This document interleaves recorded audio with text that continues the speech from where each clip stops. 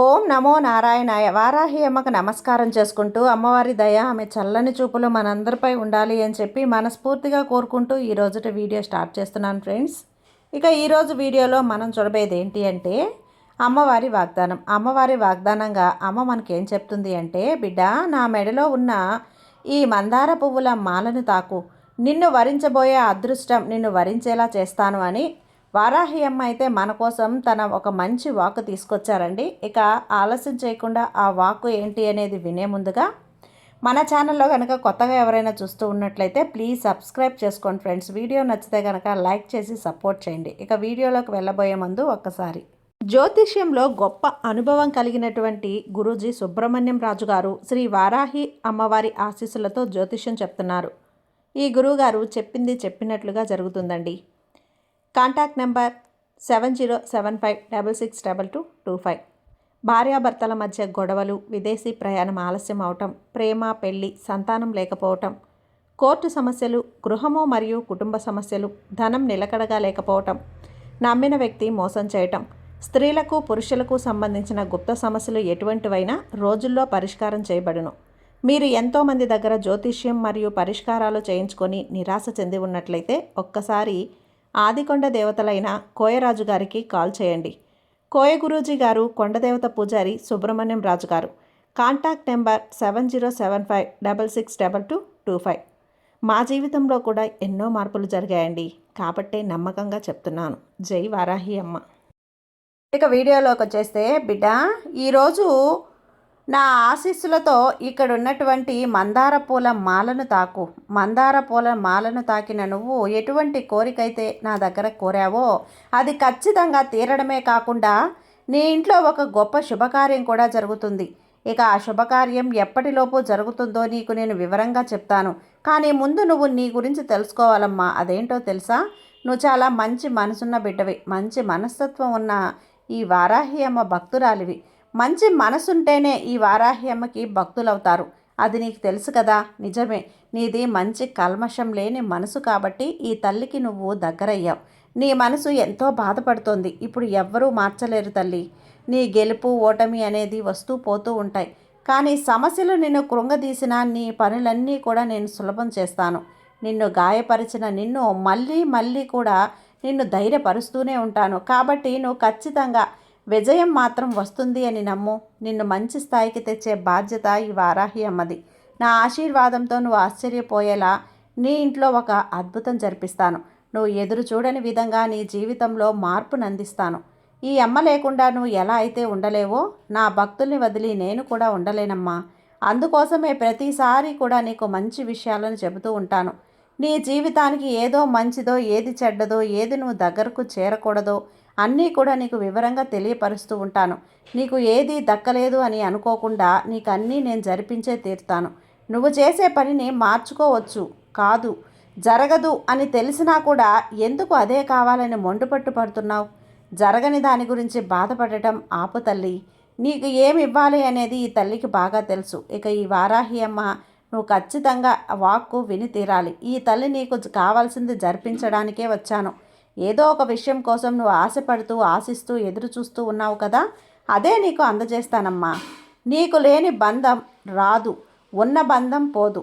తెంచుకోవాలన్నా కూడా బంధం తెంచుకోలేరు. ఎందుకంటే ఆ బంధంతో భగవంతుడే నీకు ముడివేసి ఉన్నప్పుడు ఎలా తెంచుకోగలవు తల్లి?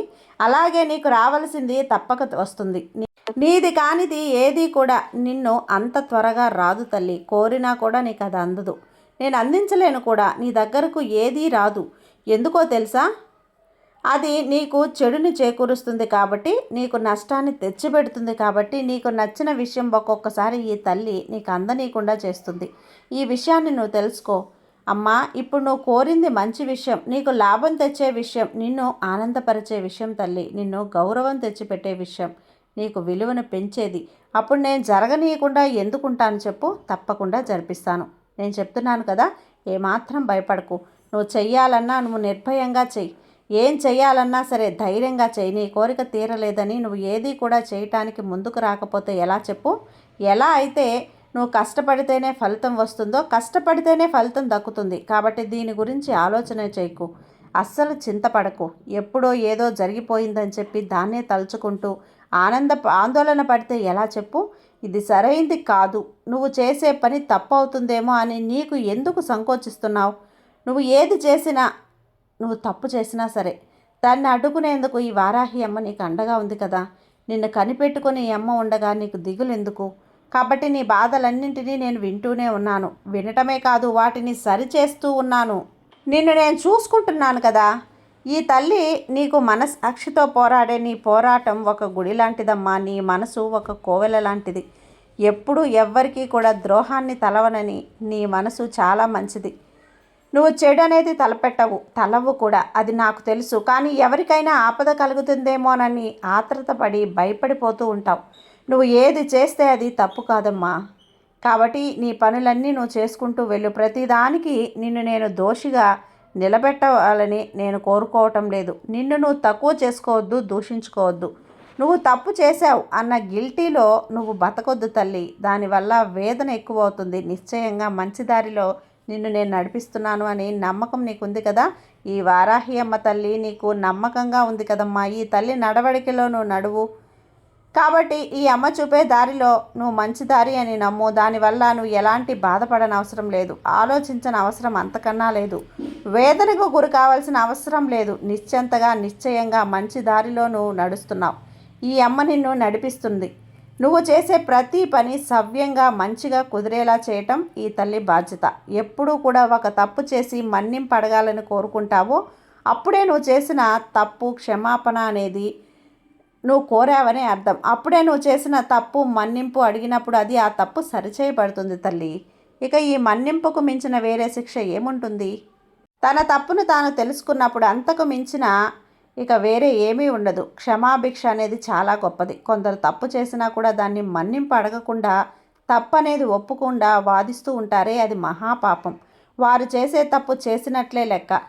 వారు మరింత తప్పుని పెంచుకున్నట్లే లెక్క. కాబట్టి తప్పు ఒప్పుకోవటం చాలా మంచి పద్ధతి. కాబట్టి వారి జీవితంలో అలాంటి వారు మారరు తల్లి. ఎన్నటికీ మారరు. వారి జీవితం మారదు. వాళ్ళ జీవితానికి అర్థం కూడా ఉండదు. నువ్వు అలాంటి వాళ్ళతో మాట్లాడడం మానేసి ఎక్కువగా నీ గురించి నువ్వు అర్థం చేసుకో. నీ జీవితం గురించి నువ్వు తెలుసుకో. సమయం వచ్చినప్పుడు వాళ్ళే మారుతారులే. నువ్వు ఎవరినీ మార్చాల్సిన అవసరం లేదు. నీ గుణాన్ని అర్థం చేసుకున్న వారే నీ దగ్గరికి తిరిగి వస్తారు. నీకు ఏది కావాలో, నీ ఆశ ఏదైతే ఉంటుందో ఆ అమ్మకు తెలియదా? తప్పక అందిస్తాను. ఈ తల్లి మిగతా వారందరూ నిన్ను ఎలా నడిపించినా బాధపడకు, ఏడిపించినా కూడా ఈ తల్లి నేనున్నాను కదా, నేను చూసుకుంటాను. నిన్ను నువ్వు అనుకున్నా సరే పట్టించుకోకు. నువ్వు ఎవ్వరు నిన్నేమన్నా, నిన్ను గాయపరిచినా అవమానపరిచినా వాళ్ళను పట్టించుకోకు. వాళ్ళు నిన్ను అగౌరవపరిచినట్లేమీ కాదు తల్లి. నువ్వు పట్టించుకోకు అంతే. నీ గౌరవం అనేది తగ్గకుండా చూసుకుంటాను. నీ విలువ తగ్గకుండా నేను చూసుకుంటాను కదా. నీ భారం అంతా కూడా ఈ వారాహి అమ్మది. ఇక ఈరోజు ఈ మందార పూల మాల తాకిన నీకు ఒక శుభకార్యం నీ ఇంట్లో అతి త్వరలో జరగబోతుంది. ఎందుకంటే నువ్వు ఎన్నో రోజులుగా చూస్తున్న ఆ శుభకార్యం, అది నీ ఇంట్లో నీ బిడ్డ పెళ్ళి కావచ్చు, నీ ఇంట్లో నీ పిల్లల యొక్క పాఠశాల కావచ్చు, లేకపోతే మరి ఏదైనా శుభకార్యం కావచ్చు, గృహప్రవేశం, ఒక శుభకార్యం అయితే ఖచ్చితంగా నీ ఇంట్లో జరుగుతుందమ్మా. ఇక నీకంతా శుభమే కలుగుతుంది. ఎర్ర మందార పూలు అనేటివి ఈ తల్లికి ఎంత ఇష్టమో నీకు తెలుసు కదా. అలాగే నీకు కూడా శుభమే అందిస్తాను. ఈ అమ్మను నమ్ముకున్న నీకు శుభవార్తలే కాదు, నీ బంగారు భవిష్యత్తు అనేది కూడా నేను రాస్తాను తల్లి. నిశ్చింతగా ఉండు, నిద్రపో, నీకంతా మంచి జరుగుతుంది. ఈ వారాహి తల్లిని కండగుండగా నీ భయం ఎందుకు చెప్పు. సర్వేజన సుఖినో భవంతు. జై వారాహి అమ్మ.